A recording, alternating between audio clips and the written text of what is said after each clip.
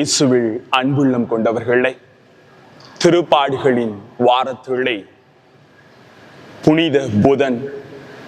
இன்று இறைவன் நம்மை ஆழமாக சிந்திக்க அழைப்பு விடுக்கிறார்.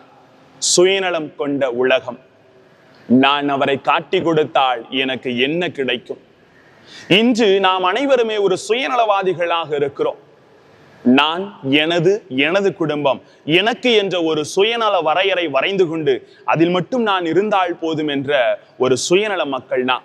ஆகவே தான் அவரை காட்டி கொடுத்தால் எனக்கு என்ன கிடைக்கும் என்று சுயநலத்தோடு கரங்களை உயர்த்துகிறான் இந்த யூதாசு. ஏனென்றால் சுயநல வர்க்கம் நம்மை ஒருபோதும் உயர்த்துவதில்லை என்பதை இறைவன் தெளிவாக நமக்கு சொல்லித் தருகிறார். ஏனென்றால் காட்டி கொடுத்தவன் வாழ்ந்ததாக வரலாறே இல்லை என்று சொல்லுவார்கள். சுயநலவாதி சுயம் கண்டதாக சான்றும் கிடையாது.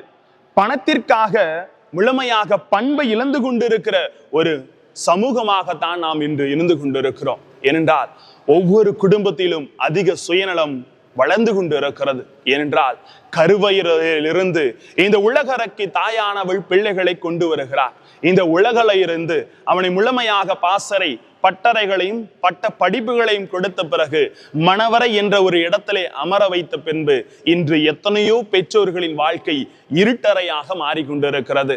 இதற்கு காரணம் சுயநலம் தலைவிரித்து ஆடுகிறது என்பதுதான் அர்த்தமாக பார்க்கப்படுகிறது. எனவே கூட இருந்து குழிப்பறிக்கும் குள்ள நரிகள் இன்றைய உலகில் வாழ்ந்து கொண்டு தான் இருக்கிறார்கள்.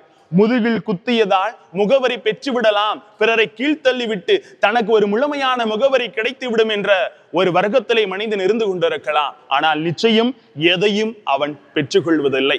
வினை விதைத்தவன் வினை அறுப்பவனாக பார்க்கப்படுகிறான்.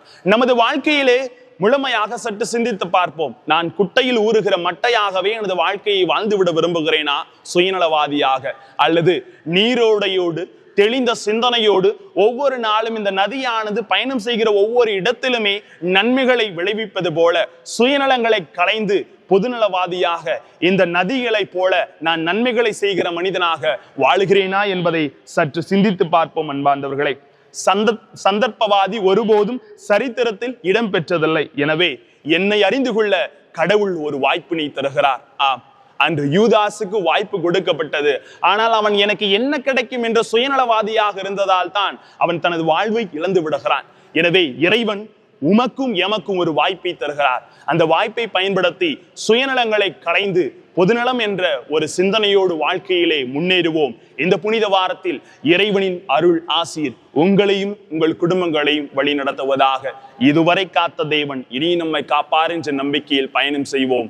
இறை ஆசீர் என்றென்றும் நம்மை வழி நடத்தட்டும். ஆமேன்.